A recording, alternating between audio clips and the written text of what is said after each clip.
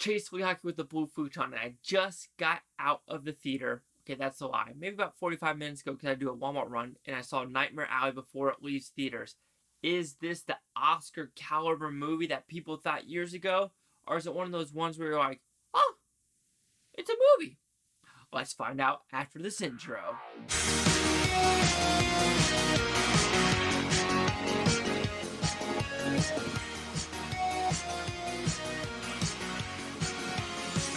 So Nightmare Alley, what's it about? It's kind of a complex story. How I say it's a simple premise. This one is kind of a simple premise, but not really, because it's very much into 3 separate acts. There's a lot of movies that like, oh, it kind of goes through, but no, this is for real. The first half of the movie, or first third of the movie, is literally a carnival movie. Bradley Cooper trying to figure out what he can do. And you know what? He's a mentalist, so he's going to try to do that and get through the carnival world. But he realizes he's better than the carnival world, and he's going to take Rooney Mara with him. And now they're going to kind of do these, like, low profile Vegas shows and doing stuff like that in front of rich people and get them involved. I'm like, oh, we're going to do this. Then you get Cate Blanchett involved, who's kind of a psychiatrist, and she's going to figure out what is in his head. And that's Act 2 of the movie. Act 3 of the movie is basically Richard Jenkins' part of what he wants Bradley Cooper to do and bring people back from the dead, basically, or bring a premonition. So you have these 3 acts, and they do connect, but to me, like I said, people might comment on this below saying, oh, you just don't understand the premise of the movie. Well, I don't, because I don't understand some of the characters' actions or what they want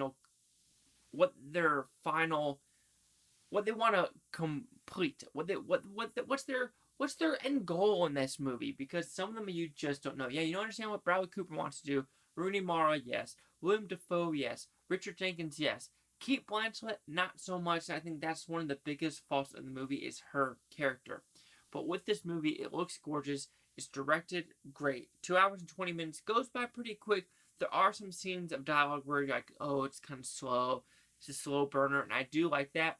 This is a low-tier R rating, as well as Guillermo del Toro's most grounded movie. Because you have like Crimson Peak, Pan's Labyrinth, Shape of Water. Those are just some of them. But this one is very grounded compared to what he's going for. The trailer is also a misrepresentation of the movie, because the trailer, you have these great carnival scenes. That's really the only first, 30, 35, 40 minutes, and the rest is more of what is Bradley Cooper doing in this rich people's world and what they're trying to do. There is some shock and awe with a gun, murder, suicide scene. That's all I will say, where you know it's coming, but it still shocks you, and that's a good, yeah, I do enjoy that. But this is my biggest fault, is Cate Blanchett's character. I don't know her end goal. I kind of see what her end goal is on some levels, about never using the word never, how she wants to figure out what Bradley Cooper actually is with drinking, with money, with what his end game is. But I don't know her end game. What does she get out of it? Is it just a high for her?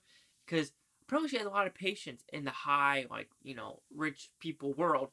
And is she just treating this as, ooh, can I out mentalist him? And I'm just wondering her end game, like I said, and that's the biggest fault for me with this movie.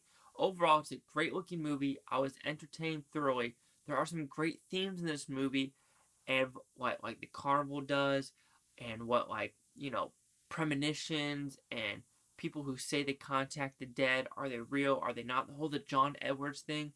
It's very interesting and fascinating. I understand why people, if they lose someone, they want to use this, and they want to use this avenue that is in front of them. And I can't really fault them, because sometimes, shit happens in life, and you're just like, I need to know why. And if this person can give you a little bit of hope, I can understand that. And that also is a theme of this movie, of hope. Is it wrong give people hope that their loved ones are okay on the other side? And I don't think it is, but I know for a fact there are some, conflicts of interest with this movie showing it. But overall, Nightmare Alley, I was expecting more overall, but was I bored with the movie? No. So Nightmare Alley will receive a 3.5 out of 5 Blue Futons. It goes at 70%. So see, the critics' news scores gave this one. Critics 80% with 230 of them, and the audience score is 65% with over 500. Here's critic consensus. While it may not hit quite as hard as the original, Guillermo del Toro's Nightmare Alley is a modern noir thriller with a presently pulpy spin. I don't know what the spin is, but people say this is the most satisfying ending of all times. I understand the ending, and I do see a lot of subliminal messaging of, like, if you look at the necklace, if you look at the stuff in the background, you have to see it. You're like, oh yeah, and I understand what they're trying to do, because right when he gets a sip of liquor, you're like, yep, that's where this is going. And it happens. I think that's Tim Blake Nelson at the end, but I could be wrong. But overall, it is a good movie.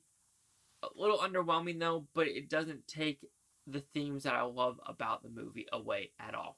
So 80, 70, 65. Chase you with the Blue Futon. Like, comment, subscribe. Let me know what you think about the Blue Futon Utopia. You Blue Futonians. Thanks for watching and have a great day. Nightmare Alley. They say it once in this movie, but do I really know why it's called Nightmare Alley? No. Am I mad about it? No. It's a pretty catchy title.